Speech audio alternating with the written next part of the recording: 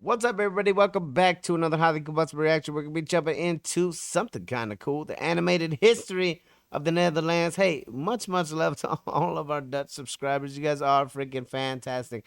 I do appreciate the non-music request. It's something offbeat. It's something a little bit that breaks up the monotony of the day sometimes, so I do appreciate it.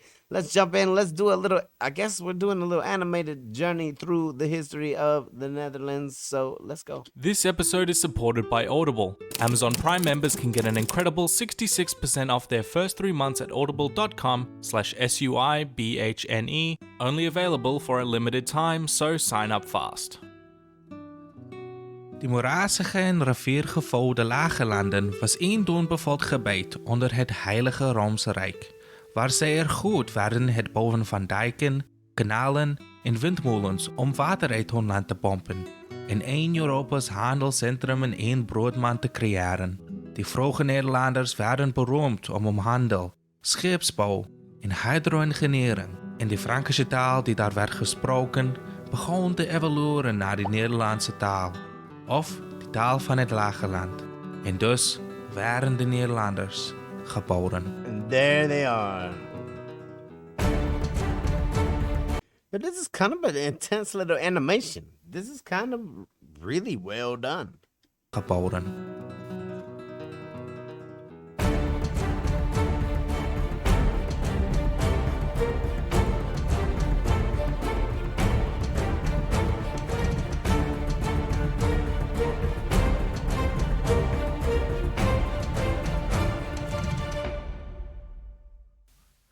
Feudalism held sway in the land, and as the trade increased, the cities of Amsterdam, Brugge, and Antwerpen prospered, and soon these trading posts became more and more integrated into the Hanseatic League, a sort of trade agreement in the North Sea after the Viking raids had ceased. Through both conquest and inheritance, the Dutch counties came under the control of the House of Burgundy, who then passed it on to the Austrian House of Habsburg. They pulled the Netherlands out of the Hanseatic League and then took over control of trade themselves. This is known as the era of the 17 provinces. But by this point, the merchants had begun to embrace Calvinist Protestantism. This led to the Dutch Revolt, also known as the 80 Years' War, also known as the Dutch War for Independence.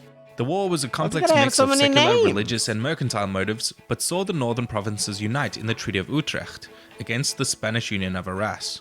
The Spanish marched north though and managed to take back most of the south. In 1581, the United Provinces declared themselves free and independent, and the war became about securing that declaration. During the war, the Protestants in the south fled to the north, and the French Calvinists, called the Huguenots, followed suit, making Netherlands a firmly Protestant-controlled nation. And in 1588 became a confederated republic because they couldn't really find a good king. Instead, they instituted the stadholders with the House of Orange. How you gonna become a different government just because the king material that we got right now just isn't there? Couldn't really find a good king. Instead, they instituted the stadholders with the House of Orange-Nassau, but only with the province's approval. The Dutch were very good at two things by this point: water and money. So they combined them and formed the Verenigde Oost-Indische Company to begin trade in the Indian Ocean. The Dutch revolt overlapped with the broader 30 Years' War, in which Spain was defeated and finally recognized as independent in the Peace of Westphalia. Jewish settlement increased as the tolerance of the new republic was appealing to the persecuted Sephardic Jews, as well as growth in the small community of Ashkenazi Jews. The VOC brought immense wealth to the Dutch Republic, revolutionizing modern banking and finance. Dutch citizens enjoyed shares in the company, helping spread the wealth more evenly. This fueled the Dutch golden ages of I wonder how much of them shares we were today. Shares in the company, helping spread the wealth more evenly. This fueled the Dutch golden ages of art, architecture, and building of universities, making huge strides in science and medicine.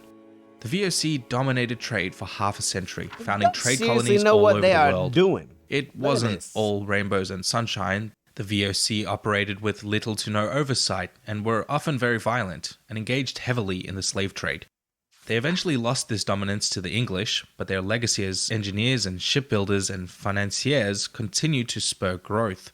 This became aggravated by Dutch merchants lending money to foreign powers, thereby protecting and growing their own wealth, which simultaneously stagnated the economy in the Netherlands while propping up foreign nations. But that's capitalism for you. Hey, but it's smart. It's a smart business and personal move, 100%. Foreign nations. But, that's capitalism for you. The decline in prosperity and the devastating Anglo-Dutch wars soon made them prime targets for French Revolutionary. What did that say? Very messy what? Anglo-Dutch wars soon made them prime targets for very messy Napoleon time. Got it. French revolutionaries overthrew the Dutch and created the Batavian Republic, then a monarchy under Napoleon's brother before final annexation into the French Empire, including the southern Netherlands. When Napoleon was defeated, the Congress of Vienna created the United Kingdom of the Netherlands, merging with the southern Netherlands to create a buffer state between France and the German states. William I of the House of Orange was made king. However, it was pretty short-lived because the southern Netherlands was almost all Catholic, and the French language was far more important there. The South fought an independence war and broke away from the Dutch, forming the nation of Belgium. The Dutch returned to their economic ways and were decidedly neutral during the First World War. After the chaos died down, they found themselves battling the Great Depression mostly by furthering trade with their colonies in Suriname and the Dutch East Indies. This was halted during the Second World War, in which the Netherlands was invaded to bypass the Maginot Line. The small country fell to the Germans and its Jewish population were deported and killed in the Holocaust. Rotterdam, the second largest city and major trade port, was firebombed and completely destroyed by the Luftwaffe. Whoa. The Dutch East Indies was lost to Japan in 1942. Operation Market Garden was part of a larger strategy to cross the Rhine River to advance into the northern Netherlands and northern Germany, but it was deadlock and they ultimately failed to capture the crossing at Arnhem in September of 1944.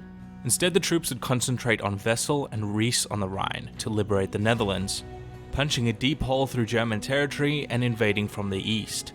This incredible military achievement saw the greatest paratrooper landing in history, with more than 1.2 million allies involved, a massive success for the allies who were able to advance around the Dutch choke point. You can learn more about this real-world event in the incredible audiobook 4 Hours of Fury by James M. Fennell. That's for insane. free for new members when you sign up for Audible. An extremely well-researched and well-documented narrative of the battle, for which he had a special interest as a paratrooper himself. And there is a special deal for Amazon Prime members. Until July 31, you can sign up for an Audible membership and get an incredible 66% off your first 3 months. Basically getting 3 months for the price of 1. New Audible members can listen to this book for free, or choose your own in the vast library of fiction and non-fiction and copious amounts of history. And you even get 1 free audiobook and 2 Audible originals per month for free, giving you more than ever with an Audible membership. Head to audible.com/SUIBHNE or text SUIBHNE to 500 500 and listen for free today with Audible. Thank you for watching. Please like and subscribe, and if you really enjoy the content, you can support on Patreon. Follow me on Twitter for any updates. Until next time.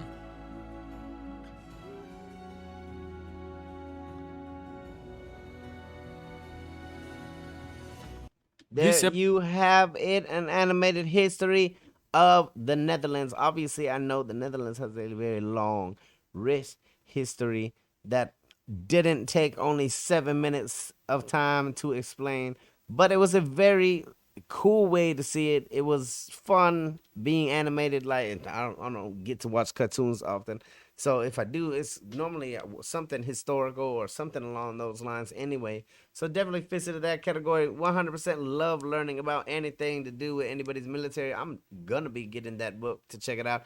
If you guys enjoyed the video, hit the like button. If you disliked it, hit the dislike button. Check out one of my other videos up there. Subscribe right here if you want to see more content, possibly your content. Definitely go show the original creators some love. I'm going to drop their link down inside the description. Until the next one, I'm highly combustible. You guys be happy, healthy, safe. I love you to the moon and back. Peace.